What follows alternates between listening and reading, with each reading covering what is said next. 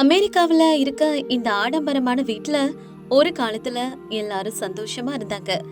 ஆனா இன்னைக்கு எல்லாமே மாறி போயிடுச்சு. ஜன்னல் ஓரமா நின்னு தான் அப்பா ராகவையாவோட புகைப்படத்தை பார்த்து அழுதுட்டு இருந்தா அவனி. அந்த வீட்டோட தூணா இருந்த ராகையாவ இழந்ததுதான் இந்த வீட்டோட துக்கத்துக்கு காரணம். ஒரு வருஷத்துக்கு முன்னாலதான் ராகவையா இறந்திருப்பாரு. அந்த கசப்பான நினைவுகள் தான் இப்பவும் அவனிய விடாம துரத்திட்டு இருக்கு. அவனியோட அம்மா ஜனகம்மாவும் அவனையும் பேசிக்கிறாங்க. அம்மா, அப்பா நம்மள தனியா விட்டுட்டு போவார்னு நான் கொஞ்சம் கூட நினைக்கவே இல்லம்மா. அவர்தான் என்னோட உலகம். இப்ப இந்த வீட்ல இருக்க ஒவ்வொரு பொருளும் அவரை தான் ஞாபகப்படுத்துது. கவலைப்படாதம்மா, எல்லாம் தலையெழுத்து. அதை யாரால மாத்த முடியும்? இந்த உலகத்துல பிறந்த ஒவ்வொரு உயிரும் ஒரு நாள் இந்த உலகத்தை விட்டு போய்தான் ஆகணும். உன் அப்பா நம்மளோட இல்லைனாலும் அவரோட ஆசீர்வாதம் உனக்கு எப்பவும் இருக்கும். அம்மா, என்ன சொன்னாலும் என்னால அப்பா இல்லங்கிறது ஜீர்ணிக்கவே முடியல. வெளிய போனாலும் வீட்ல இருந்தாலும் அப்பா எங்கேயோ இருந்து என்ன கூப்பிடுறது மாதிரி இருக்கு. நாம ஏன் இப்படி அமெரிக்கால தனியா இருக்கணும்? நமக்குன்னு யாருமே இல்லையா? சொல்லுங்கம்மா. நீ வருத்தப்படாதம்மா, நமக்கு நிறைய சொந்தக்காரங்க இருக்காங்க. ஆனா உன் அப்பா சில காரணத்தினால எல்லாரையும் விட்டு தள்ளிதான் இருந்தாரு. ஒவ்வொரு மனுஷனோட வாழ்க்கையிலயும் இப்படி ஒரு கடினமான காலம் வரும். அது தைரியமா நம்ம எதிர்கொள்ளணும். நாம இப்படி அழுறதுனால நம்மள விட்டு போனவங்க யாரும் திரும்பி வர போறது இல்லம்மா, புரிஞ்சுக்க. எனக்கும் இதெல்லாம் புரியுதுமா. ஆனா என் மனசு இன்னும் அந்த துக்கத்துலதான் இருக்கு. உன் முகத்தை பார்த்தா இன்னும் எனக்கு சங்கடமா இருக்கு. எனக்காக நீ, உனக்காக நான், அவ்வளவுதான் நம்ம வாழ்க்கையா? அப்படிலாம் சொல்லாத அவனி, உனக்கு எதிர்காலம் இருக்கு. கொஞ்ச நாளுக்கு அப்புறம் அவனி தன்னோட ரூம்ல இருந்தா. அப்ப அவளோட ஃப்ரெண்டான ஸ்வேதா அங்க வர்றா. அவனியோட முகத்தை பார்த்ததுமே ஸ்வேதாவுக்கு விஷயம் புரிஞ்சிருச்சு. என்னடி, இன்னும் நீ அப்படியேதான் இருக்கியா? கொஞ்சம் அதுல இருந்து வெளியில வாடி. இப்போ உன்னோட இன்ஜினியரிங் படிப்பும் முடிஞ்சிருச்சு. இதுக்கப்புறம் அமெரிக்காவோட டாப் கம்பெனிஸ்ல இருந்து உனக்கு ஆப்பர்ச்சுனிட்டிஸ் வரப்போகுது.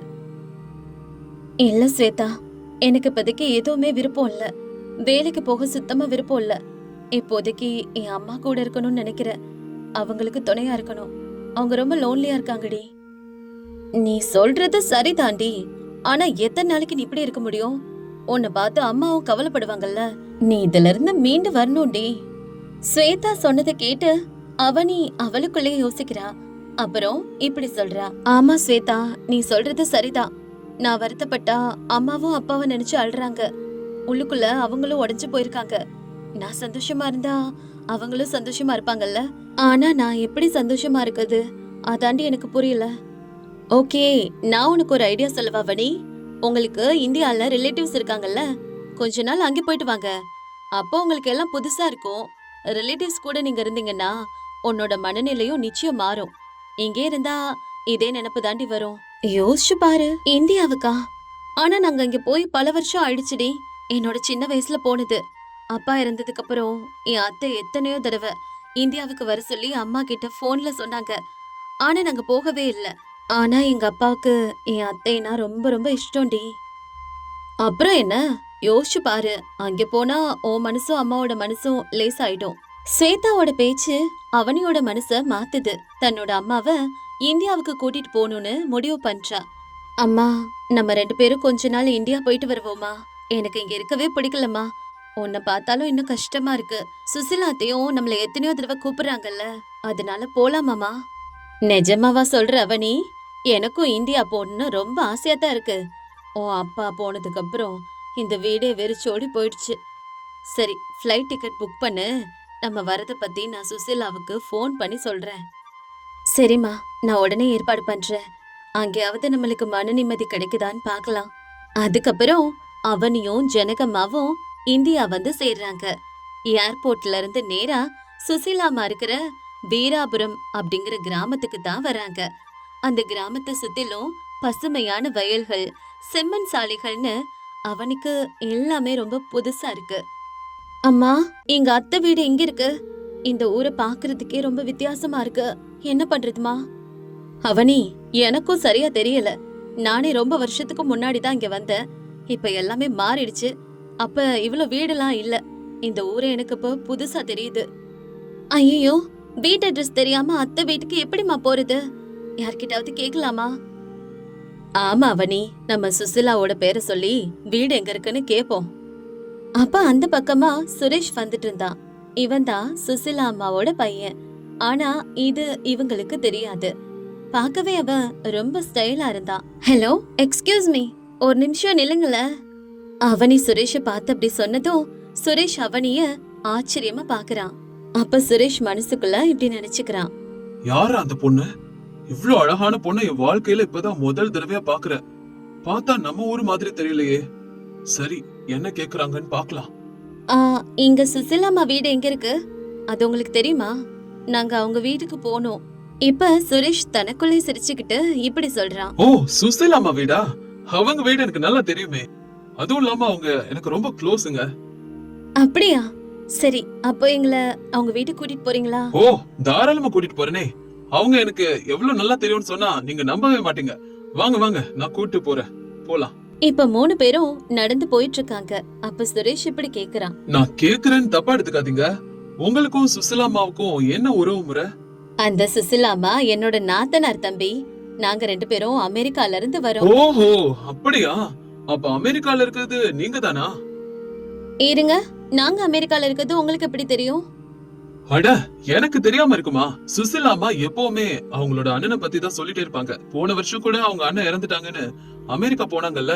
ஆமா தம்பி, அப்ப என் கணவரோட காரியம்லாம் ரொம்ப அவசரமா நடந்துச்சு. அதனால ஒழுங்கா பேச கூட முடியல. ஐயோ, வருத்தப்படாதீங்க. நீங்க அப்படிலாம் வருத்தப்பட்டா எனக்கு கஷ்டமா இருக்கும். அவனிய பார்த்து இப்படி சொல்றான். என்ன மேடம், ரொம்ப சீரியஸா இருக்க மாதிரி இருக்கு. ஒண்ணும் இல்ல, இன்னும் எவ்வளவு தூரம் நடக்கணும்? என் கால் இப்பவே வலிக்குது. அதோ அந்த தென்னை மரங்களுக்கு பக்கத்துல ஒரு பெரிய ஓட்டு வீடு தெரியுதுல்ல, அதான் சுசிலாமா சத்யநாராயணா தம்பதியோட வீடு.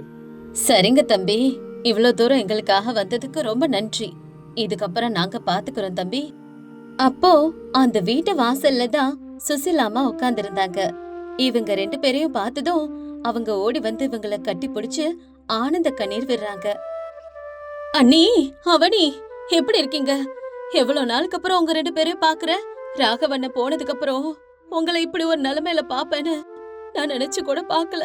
அப்ப அங்க வர சுரேஷ பார்த்து சுசிலாமா இப்படி சொல்றாங்க. சுரேஷ், உன் அத்தை வந்திருக்காங்கடா. அவங்க பேக் எல்லாம் வாங்கி உள்ள வை, ரொம்ப களைப்பா இருக்காங்க.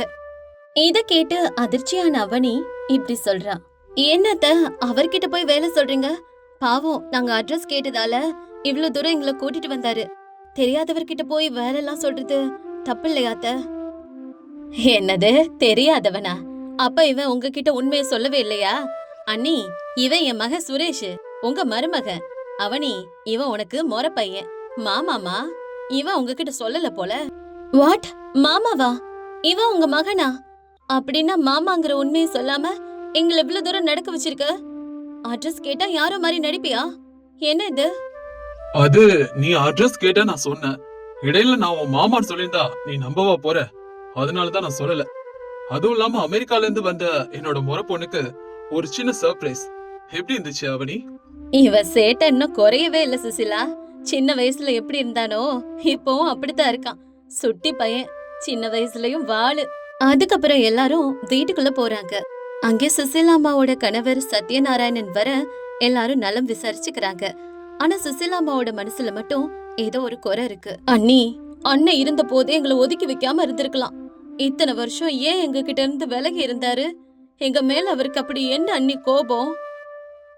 அவனியும் சுரேஷும் ஒருத்தர் பாத்துக்கிறாங்க. இதுல ஏதோ ரகசியம் இருக்குதுன்னு அவங்களுக்கு தோணுது. அப்படிலாம் இல்ல சுசிலா, அவருக்கு உங்க மேல ரொம்ப அன்பு இருந்துச்சு. ஆனா சில சூழ்நிலைகள் தான்.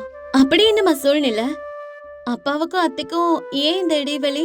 சுரேஷ் சிரிச்சபடி அவனிய பார்த்து இப்படி சொல்றான். மேடம் மேடம், அந்த சண்டையெல்லாம் அப்புறம் பாத்துக்கலாம். இப்போதைக்கு இந்த கிராமத்து விருந்து சாப்பாடு என்ஜாய் பண்ணுங்க. இங்க அமெரிக்கா பீஸா பர்கர் எல்லாம் இருக்காது. பருப்பு சோறும் ஆவக்காய் ஊறுகாயும் தான் கிடைக்கும். நான் உன்கிட்ட இப்ப இதெல்லாம் கேட்டேனா? நீ ஒண்ணு சொல்ல வேணாம். எனக்கு எப்ப சாப்பிடணும்னு நல்லா தெரியும். நீ உன் வேலை பாரு. இப்படி அவனி கோபமா பேசிட்டு உள்ள போறா. சுரேஷ் சிரிச்சுக்கிட்டே வெளியே போறான். சுசிலாமா தலைய குனிஞ்சுக்கிறாங்க. ராகவையா ஏன் சுசிலாமா ஒதுக்கி வச்சாரு? கடந்த காலத்துல நடந்த சண்டைதான் என்ன? அமெரிக்காவுல வளர்ந்த அவனுக்கு இந்த கிராமத்து சூழலும் சேட்டக்கார மாமா சுரேஷும் ஒத்து வருமா? இந்த கேள்விகளுக்கெல்லாம் பதில நீங்க அடுத்த எபிசோடுல கண்டிப்பா தெரிஞ்சுக்கலாம். அது வரைக்கும் காத்திருங்க. அது வரைக்கும்